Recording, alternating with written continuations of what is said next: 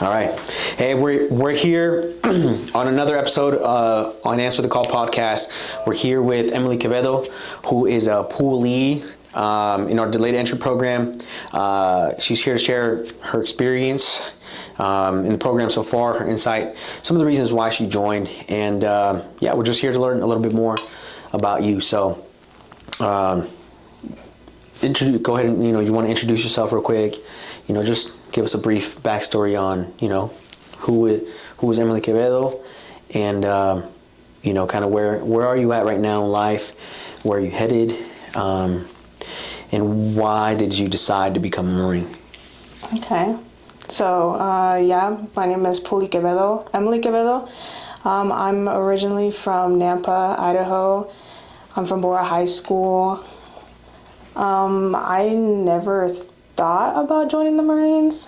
I wanted to join the Air Force, actually. Okay. That was the plan, In middle school, they never really go over military. It's high school where all the recruiters can go to the high school to interact with the kids. So my friend was interested in the Air Force.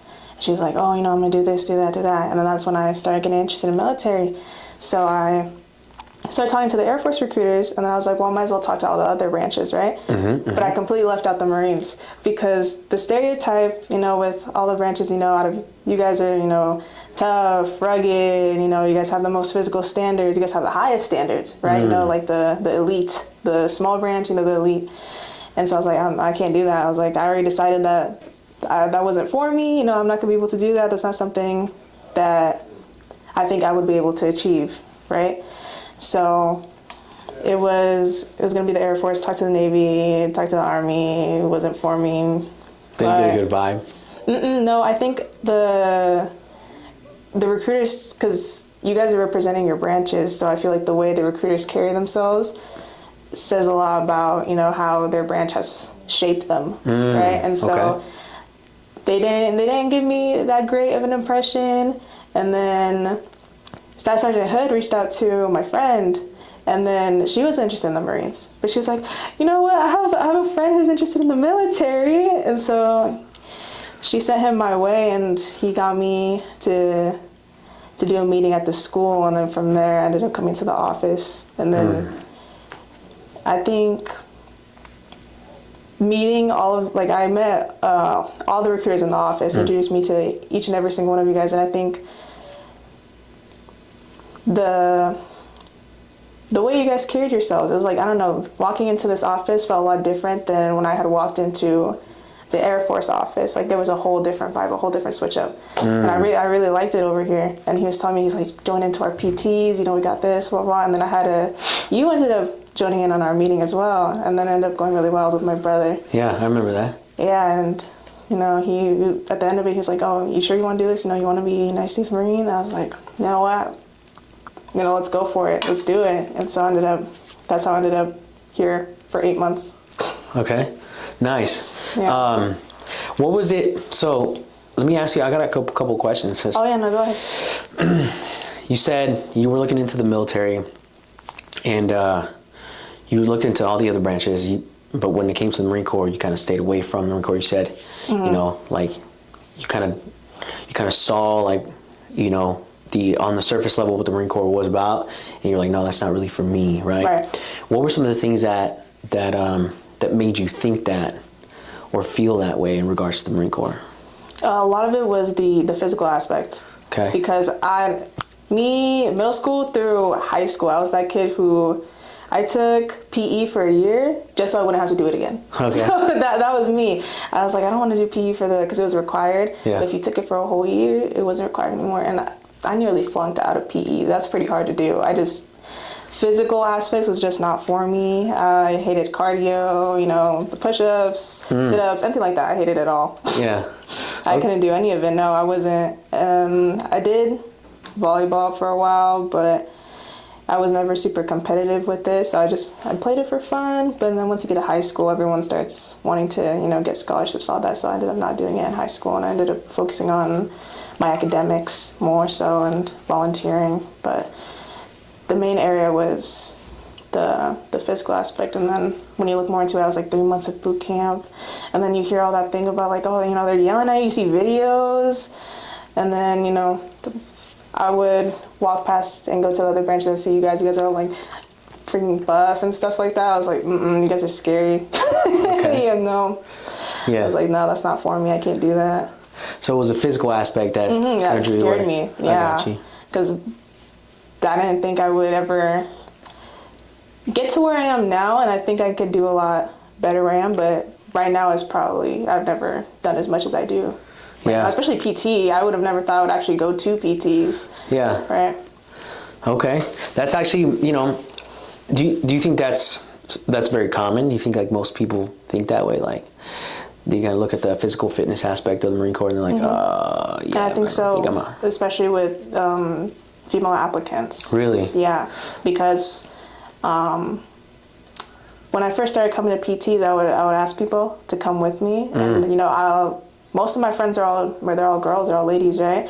And most of them were like, I can't, I can barely run, I can't do push-ups or anything like that. Or I would tell, like, they would see me after a PT, and I would just, I couldn't sit, I was sore, I was struggling, and then they're like, I can't do that, Yeah. And so I'm like, but the thing is, like, I couldn't, right? So I was like, I was at that point where I didn't want to run. Yeah. I didn't want to do the weights or anything like that. So what was your first PT experience like? What was that like?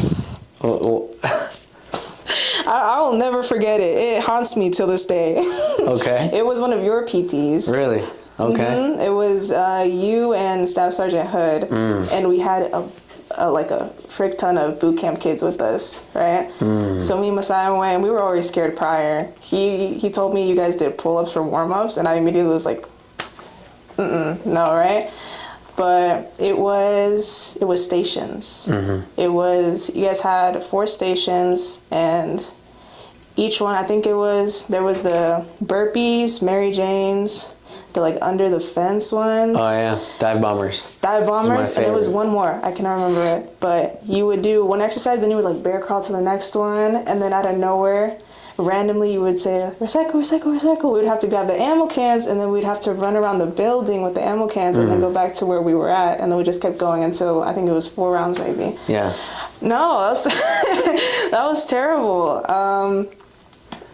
Staff Sergeant Hood stayed with me throughout, because I went multiple times when I would have to go around the building, I would look in the parking lot. I was like, I could just leave. I could just put down the ammo can and I could just leave. I could just never come back. I wanted to do this so bad, but he kept me. He's like, you can do it, like you got it.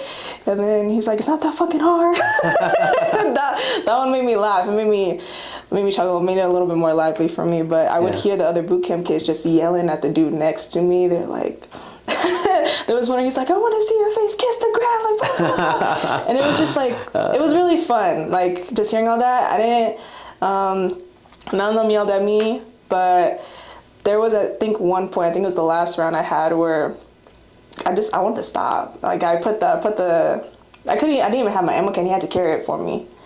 And I was running for a bit, right? And, he thought I was doing good, so he left me for a little bit to go with my friend who was running in front of me. Yeah. And he turned around. I was hugging one of the pillars. I was like, I can't do it. I was like, no. I was like, I'm done. And then he grabbed me, made me run, and we ended up finishing it. But no, that was terrible. I thought it was so bad. I didn't want to come back after that PT. Really? Yeah, that PT, I was like, I can't do it. This isn't for me. Wow. I didn't want to come back, and I ended up coming back. What got you to come back then? It was, half of it was, I thought a lot about it. So when I left that parking lot, I went to go grab food immediately. I needed to pick me up. Yeah. Right? And I was thinking about it. I was so dead set. Me and my friend were so dead set. We're like, we're not coming back, like, blah, blah, blah. This is too hard. This isn't for us, And I slept on it. I was thinking about it. And I was like, well, just a couple days prior, I was in this office. He asked me if this was something I wanted to do.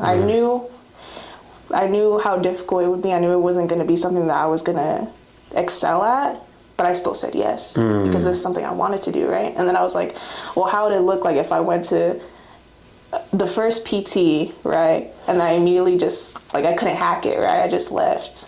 And then I was like, So I was like, well, I'll come back. Came back. The second PT, it was all cardio. You had us running around.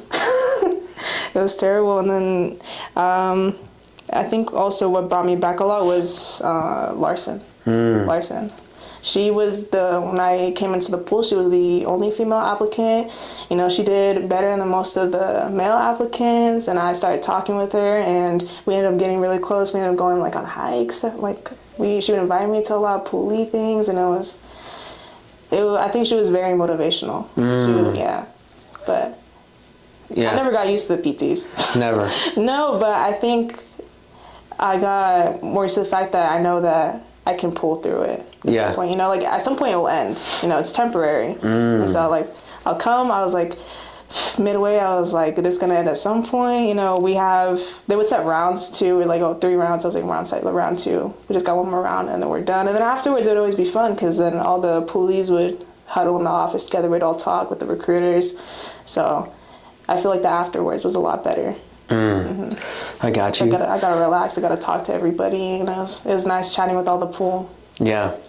So how do you look at PT now? Before PT was the thing that kept you away from the Marine Corps, how do you look at PT now? What's PT? What does it represent to you now? PT.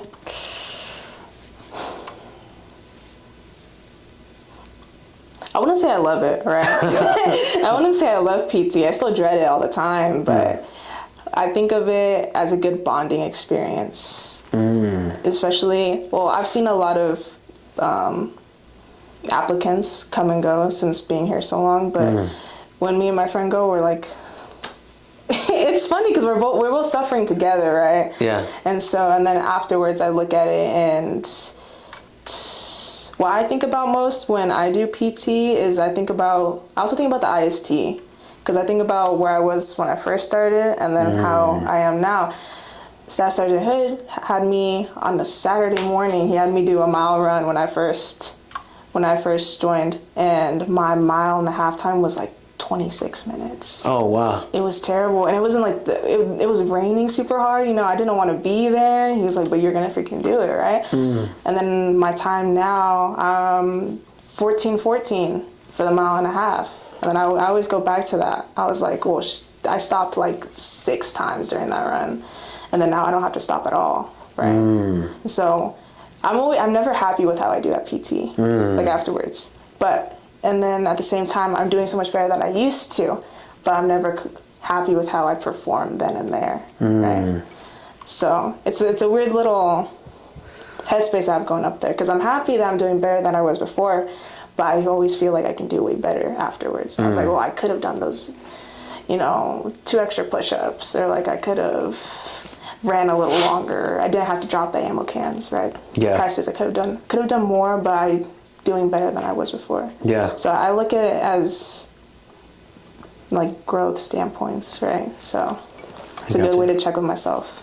How am I doing? How did I improve? But I'm never comfortable with where I'm at. You know? Yeah, that's good. That's actually, believe it or not, that's most successful people have that same characteristic. You're never really satisfied, and it's a double-edged sword, right? Because most people would look at your performance and they'd say, well, you did really good, 14:14, right? Right. And you should be happy about that. But inside you're like, nah, I could do more. I could have done the 13. Yeah. During that run, I felt I was like, I could be running so much faster right now. Yeah. So, yeah, I think like I said, most successsul people that I know, they have that same characteristic, right? And so most Marines have that same, I guess that type of mindset, because I think. Well, you've been coming to PT for long enough, and you've experienced, I think, a variety of different, I would say, difficulty levels, a variety of intensity levels for PT, and I think regardless of who's running it or what we're doing, there's a way there's a way that PT will challenge you, but there's also a way that you'll make it through. So then it becomes becomes almost like a game, and I think when you go to boot camp, that game's gonna last a little bit longer than you're used to, right? Okay. You just approach it the same way as you're doing now. You know, it's gonna end sometime.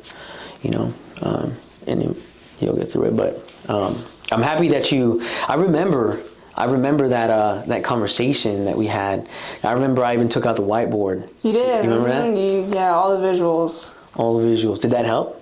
Yeah, I did. Okay. I'm a visual learner, so bringing out the whiteboard was a bigger help. Yeah, I remember that conversation that I had with. I remember your brother was with you, and I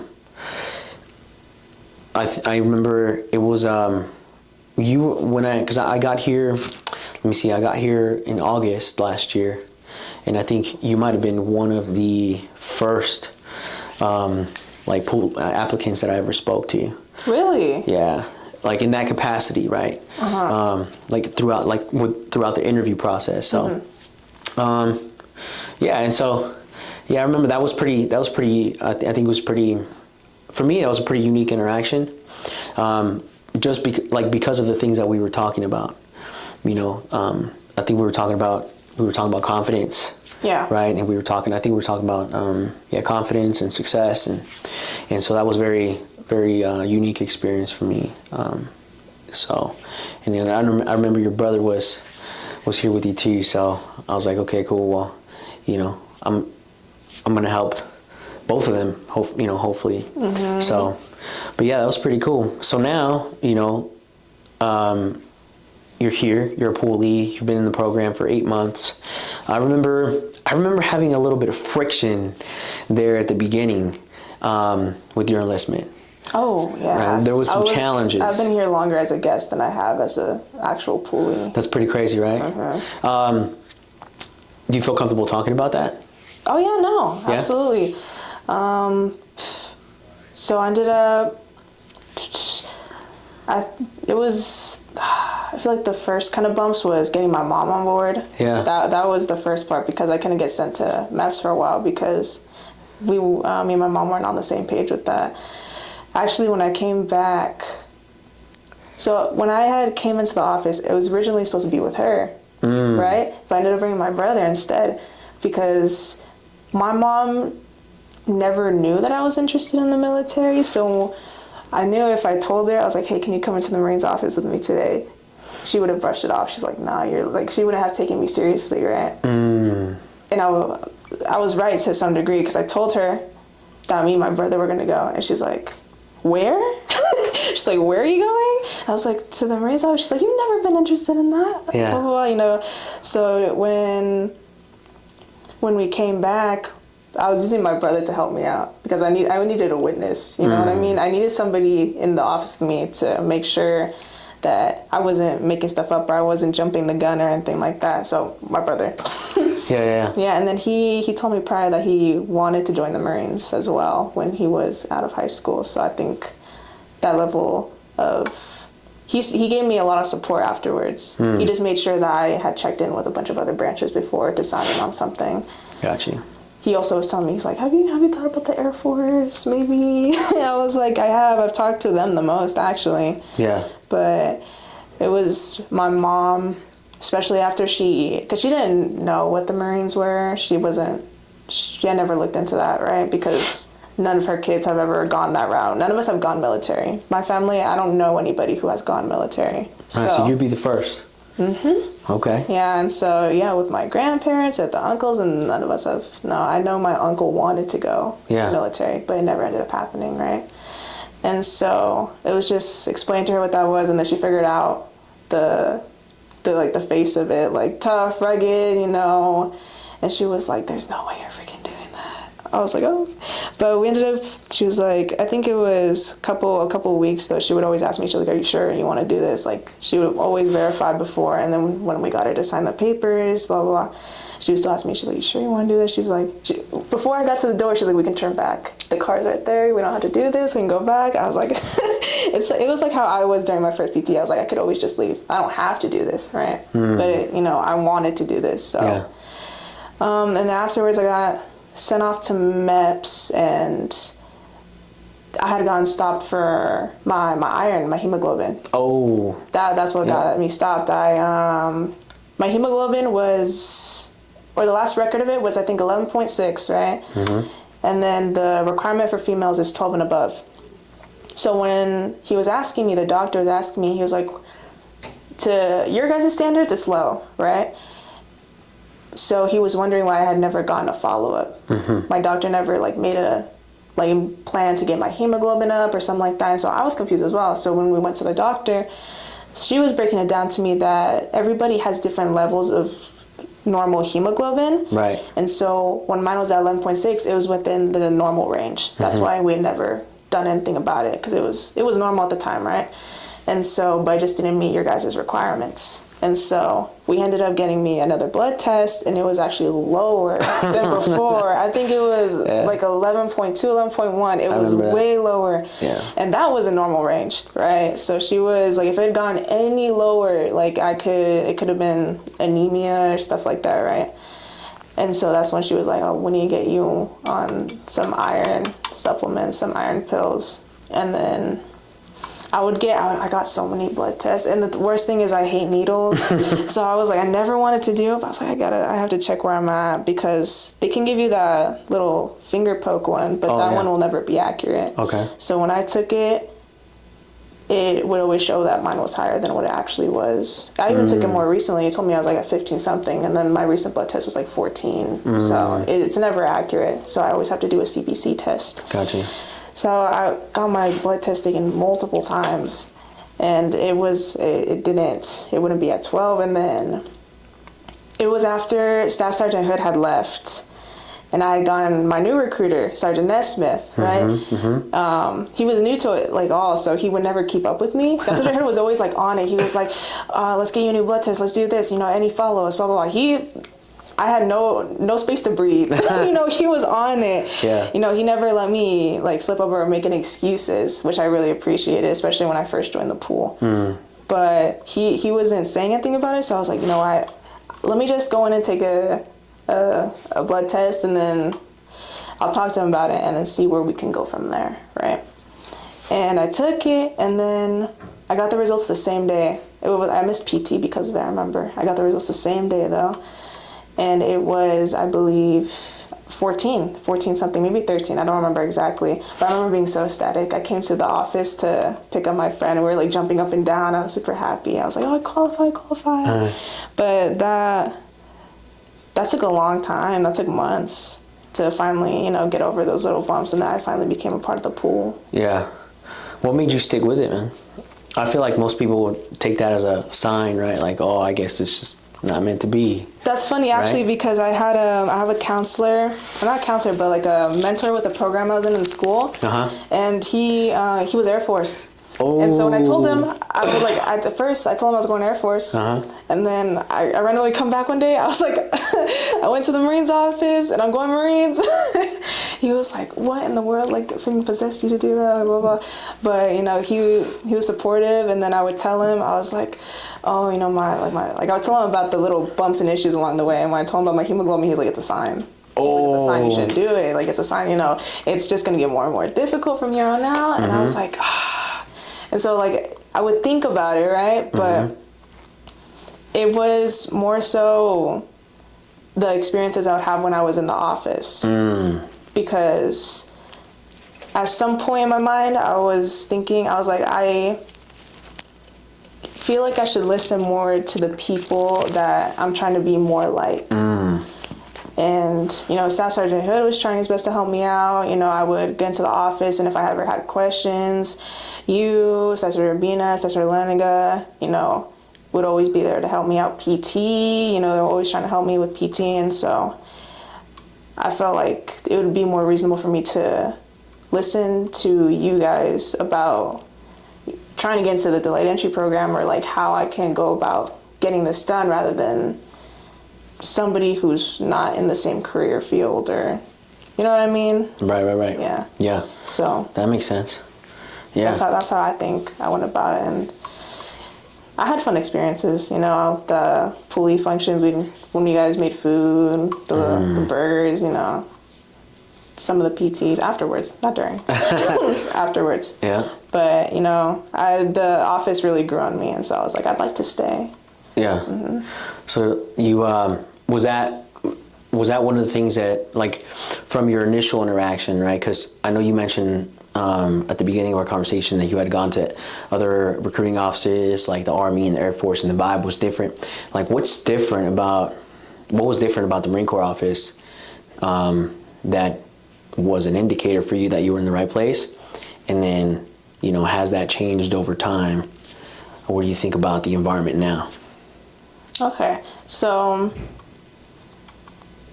the offices I mainly jumped between two was the Air Force and you guys. Okay.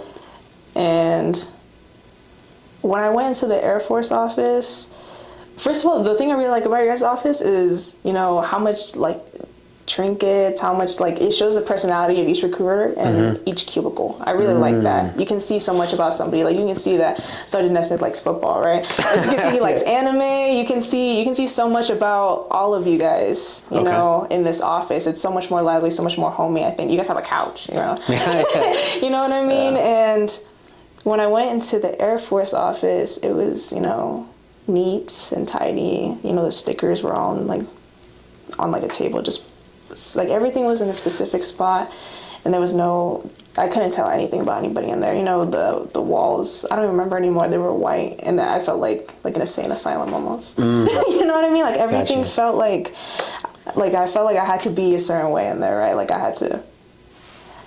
And also the recruiters, I feel like they didn't seem to care that much when we were trying to ask questions or trying to enlist or something like that. But I feel like there was a little bit of a lack of effort. I don't know if I'm allowed to say that, but it felt like it's genuine. Yeah, when I went over there, I felt like they didn't seem to really care about why we were interested in their branch, right? I see. And so I came over here.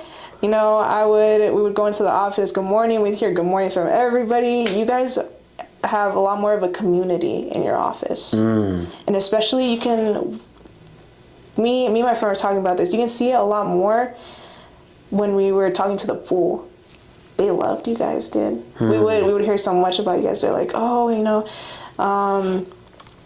would talk about, I would hear some how they hated PT, but then right afterwards they're like, but he's such a good recruiter, man. Like blah blah blah. He did this. That's freaking hilarious.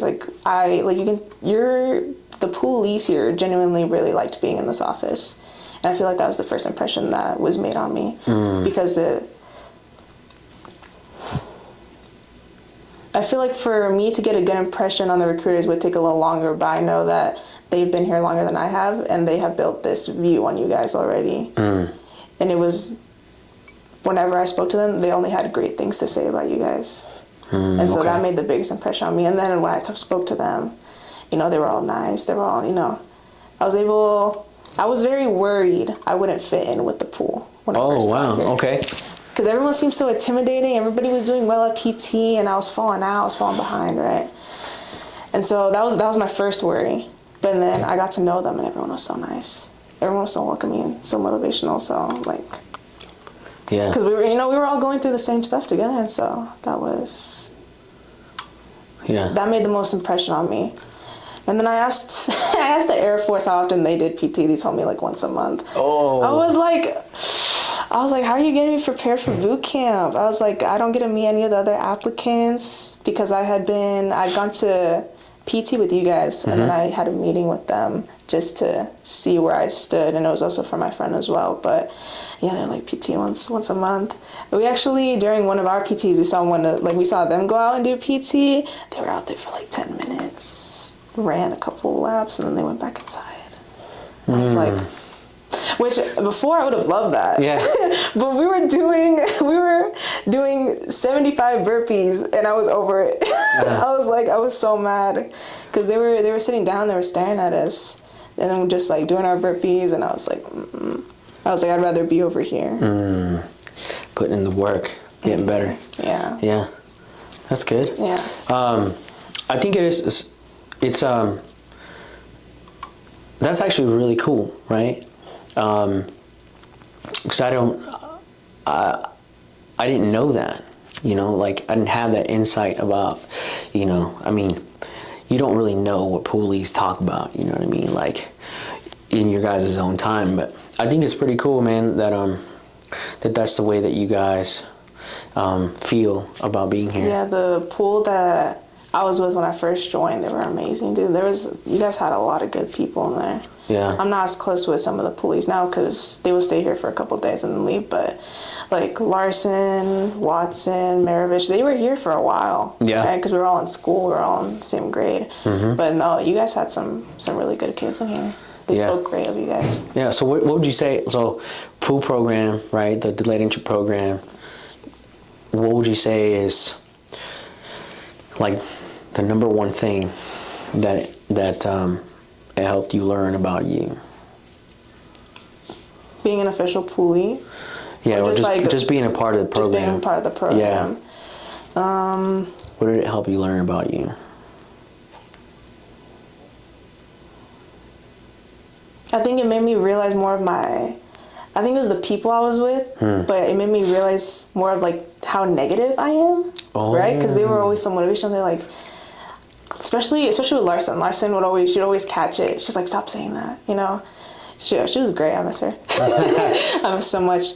But she would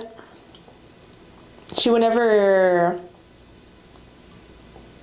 She was like Staff Sergeant Hood. She'd never let us make excuses with me and because especially being that me and my friend and her were the only female applicants, we grew a lot closer to her, right? So she was like, we're gonna go on a hike. And then I'd be like, oh, you know, like I'd say something. I don't know. I'd say something. I was like, I had to work. I'm tired. She's like, no, we're still gonna go do it, and we're gonna do it with Rux. We're gonna stop by the office. We're gonna borrow some of their supplies. We're gonna do this. And I'd tell her, or like she would help me with she made a schedule for me, like a running schedule, to help with my mile and a half time, to cut it short. So I would always text her. I was like, oh, I've been trying to do my mile and a half time, and I got stuck at 18, and I couldn't get lower than that. And she would give me like tips. She would give me like, oh, you should do this, do that beforehand. Here's all the stretches I have. And then she's like, just keep working at it, like do this, do that. She's like, you're good, and you're good for where you're at. Like just keep working at it, stay consistent. Like she always had a plan in mind, you know, she always did this, did that. And so I feel like the way I thought about things, because I was like, oh, I'm stuck at 18, and I'm like, I'm not gonna get it lower than that, or like something I'm doing is not right. She's like, no, just keep working at it, you know, keep going at it. You know. Or like during PTs, like Watson, Maravich, they always cheering us on, like keep going, especially when we did like team PTs. We'd be like, I'd be on a team with them, and they're like, you got it, you guys just keep pushing, like keep running, like don't even think about it. And I'm over here like sprinting. I was like, I didn't even think I had any more sprint in me, right? So yeah, I think they set a good example, right? Especially, you know, being guide and squad leaders. I think they did very well for the position that they were given. Yeah. Okay. That's good. So it kind of helped you shift your perspective on life, on things, right? From maybe negative to positive. Learning how to do that. Working on it, but yeah. I always like, I'll think back and I'll be like, Larson would want me to do this. You know what I mean? Like, okay. Yeah. I got you. So what are some things, you know, obviously you shipped the boot camp in 5 days, right? What's today? Tuesday? Today's Tuesday. Tuesday. Wednesday, Thursday, Friday, Saturday, Sunday. Yeah. Well, 5 days. 6-ish. What are you looking forward to, you know, about that experience?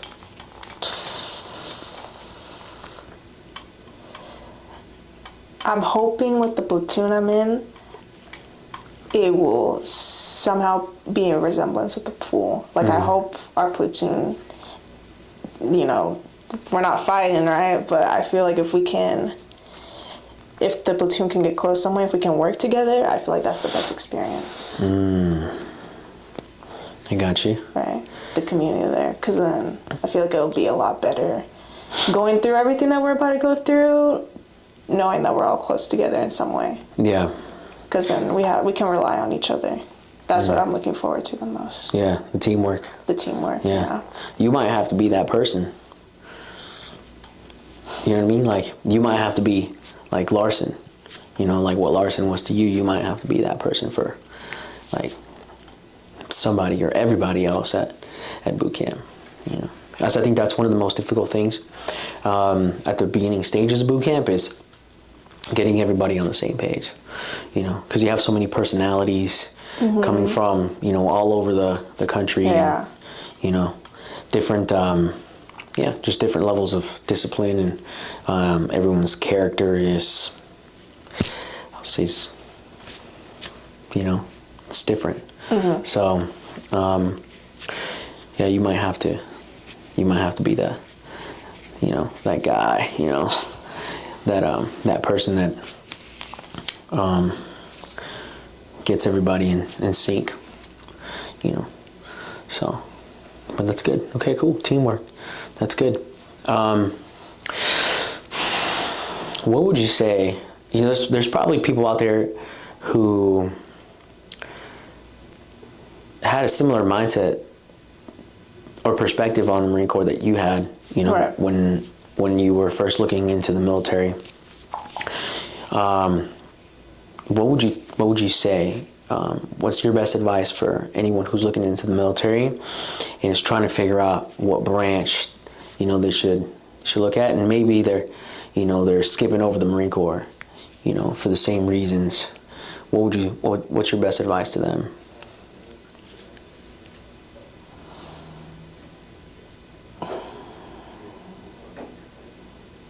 Let's see. What I would say to myself would be to give every branch a shot, first off, because, maybe I, like, if I had looked into the Marines, maybe I would have decided it wasn't for me, right? Well, I'm here now, so maybe I would have decided a lot sooner. I wish I had decided a lot sooner, because then I would have, maybe been a poolie a lot longer, right? I would have been here a lot longer. But I would say patience was the biggest thing. Give it patience, give it time. Look into what your priorities are, where you want to be, where you're at now. I'm the kind of person who I like to take a lot of things into consideration, so I like to keep my options open, but it's also, I forgot what it was called, but it was, Seth didn't talk to me about it, but I think opportunity costs, where if you're missing out, right? Yeah. So I have friends who are going to college. I thought about going to college, but also I always kept that in the back of my mind. I was like, I could be going to college right now, but that's not what I want, right? I want to go the military route. That's where my priorities lie, and so I should never be envious of what they're doing, because that's not where I want to be, right?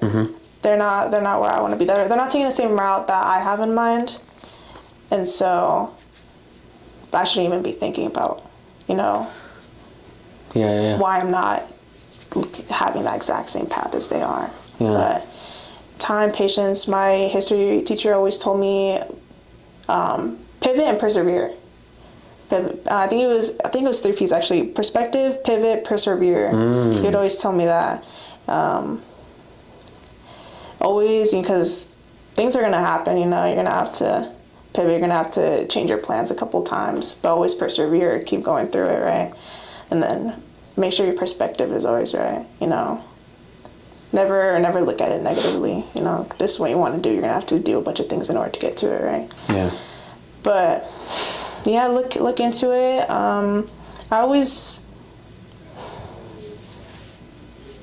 I would always recommend going to, as much as I hate the PTs, I would always recommend going to the PTs, because I think that's a big decider if this is what you want to do. You can come into the office, you can talk, this may sound great for you, but PT is something physical, and I feel like that decides a lot of whether this is something you want to do. Yeah. So that's what, when me and my friends were going, we had an additional third. I told her to come to the PTs, right?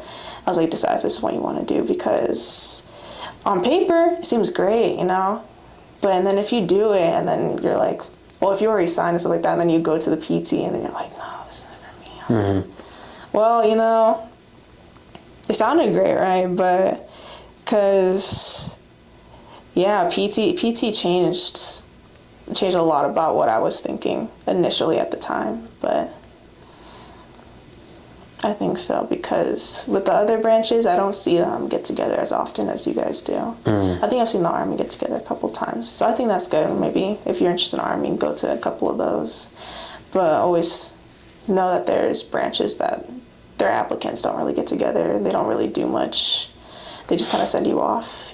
I feel like I would be going in blind almost if I didn't talk to my recruiter as often as I talk to you guys. Like, I feel like I'd be really anxious, or like, I don't know. I feel I'm prepared if I'm working with someone and I don't talk to them often, or, I just see them, I'm signing papers, I see them when I go off to MEPS, and then I don't see them until I leave, right? And so, I don't know. I think that's weird. I feel like that's, I don't know. Yeah. Now that, like, I come here so often as I do, I just think it's weird that some people hardly ever see their recruiters. Yeah. That's a shame, right? Right. Because there's just so much to know, or so much to, that you need to understand, I think we were talking about this the other day, right? That being prepared is different than knowing what to expect, right? Yeah. So I think by coming here, you've ensured that you could be prepared for boot camp, because you could have stayed at home, right, and watched videos and done research on Google or whatnot, or asked ChatGPT or what, but it wouldn't have prepared you. No. And then when you got there, and things pop off, you're gonna. Yeah, I'm like, what the hell is this? You're gonna, people will spiral, man, and you'll see it, right? You'll see when you go to boot camp. You'll see the people that went to PT and were surrounded themselves with the people that had the wisdom, to get through the experience, and the people that didn't. You know what I'm saying? Right. Yeah, you're gonna notice there's a big difference, because they're gonna be freaking out, and they'll probably be the first to drop, so, what could you do in that instance? I would say try to be a voice of reason, for those people. Take them under your wing. That's part of being a leader, right? And try to keep yourself together too, right? Because sometimes that's contagious, when you see people start to suffer and freak out, you're like, oh my God, should I be, right? Like, should I be suffering too? I noticed that a lot in the first couple PTs. I still notice it now, but in the first couple PTs I did, let's see, it was one of your PTs. There was like one of those on the sidewalk. There's those higher parts of the sidewalk. We had our arms and we were lowering ourselves down. I forgot what those are called, but the dips. The dips, there we go. And we would all have to do it in sync, right? But then the guy next to me dropped. I dropped immediately after. I was like, because I was like, he's taking a break. I want to take a freaking break, right? So that happens all the time, and it hits you like that. Like, I didn't even think a second about it. I was like, he's down, I'm down. Yep. Yeah, that sucks. It's contagious, man. I'm telling you, and it's easy to fall into that. So, I think you're well prepared. I think you're ready for boot camp. I think you make a good experience out of it. I think you're going to see yourself grow a lot. And I'm excited to see what that's going to look like when you come back. I'm excited to see what that is. I'm going to watch the video back. I'm like, Exactly. Right. Yeah, and we'll do this again when you come back, right? And see, see the difference. See the difference, right? See if it was everything, you thought it would be. And everyone's experience is different, and everyone's experience is unique. So I'm excited to hear, what it'll be like for you. What about all the young ladies, right? Like young ladies, seniors in high school, or maybe even you've been out of high school for a couple of years or year or so, whatever, right? Months, sure. Especially, yeah. What would you tell them? Like, what would you tell the young ladies, like, if they're looking into the military and they think the Marine Corps is not for them? What would you tell them? Like the young ladies specifically. To not think so much about the physical aspect of it. I feel like that is one of the biggest hurdles I've ever seen, because that's what it was for me. That's what it was for my two friends. That's the biggest thing, and that was the biggest reason why I didn't want to look at in the Marine Corps. I was like, And especially with military in general, because I feel like when I would go by and see recruiters, it was very rare for me to ever see like a female airwoman, air marine, right? It was always men. And so I was always dying to, like, maybe I'll stop by and then I'll see a woman like in the uniform, right? Because I wanted to talk to her about what her experience was like. I was like, was it not that it was easy, but I was like, is it doable, right? But I would say, you know, if you're willing to put in time for it, if something you really want to do, you know, you will put in time for it. Me and my friends, we would do, because after school we would have to study, we would always have to do something after school. So we would always wake up prior. So we wake up right before school, and we made our own little PTs that we would do at the Bora track. Let's go. That's what we would do. Okay. It sucked. It sucked, but we were tired of constantly falling out. That it would make us angry at some point. Where like I hated the fact that, you know, we were all running and everyone was over here, I was way back here. Like it's terrible. I hated it. So we would get inspiration from the PTs we do. You know, we were allowed to borrow ammo cans, so that's what we would do as well, especially during senior year. I didn't have a first period class, so all of us had a little gap between there. We would, you know, have a workout, run around the track, do another workout, you know, maybe run with the ammo can. Sometimes we would even go to the hill behind Cabela's if we woke up early enough. We would stupid. we would have enough time, you know, and it was a lot easier to do it during school than the summer. I feel like during the summer we lost it, but during school we had a routine. And so we knew if we didn't time it just exactly right, we'd completely skip out on PT for the whole day. So it was so much easier because there was a lot more pressure to get it done. Especially during school year, you guys only did PT once a week. You know, during the summer you did it twice. Right. And so when we didn't stick with it during the school year, we felt a lot more guilty about it in the mornings, even though we didn't have to PT in the mornings. But we really wanted to get to that point where we're like, we can meet the physical requirements for, you know, the IST or something like that, or just like perform better at PT. So for the young ladies, yeah, that's why I would say, you know, if you want to do it, you know, go for it. I feel like there's a lot of backlash, or at least whenever I would tell people as a younger lady that I was going to join the military, everyone, especially like older gents, they would always be like, oh, why don't you just go to college, or like Marines? I know Air Force is a lot better suited for you because I was a girl, right? It's crazy. That always happens. We have those calls. Even my friend, you know, she would text me. She's all like mad. She's like, you know what this guy just told me? And it was, you know. What does that make you feel? Obviously feel angry. Really? Because it's like there's so much doubt in there that like a young lady can't join this like tough branch because for whatever reason, right? Even though I've seen so many girls at school, and they, you know, they're pulling out pull-ups, you know, they love to be in the gym. They love to be athletes. And you know, there's a lot of guys as well who don't, you know, that's not for them, you know, they don't want to be athletic and stuff like that. But yeah, I feel like if you sit them side by side, there's a lot of people who would still think they would join the Marines rather than the girl. And so, because I feel like it's still not as much, still seen more like a male dominated field in a way. But for us three, I feel like it makes us chuckle a lot more now, because we're like, well, once we're in there, we'll freaking show them, right? Like it's motivation at this point, right? We're like, because like this is what we're doing, we're gonna do it. And so, what can they say when they see us in the uniform? Yeah, you know, once we're in, you know, they can't tell us to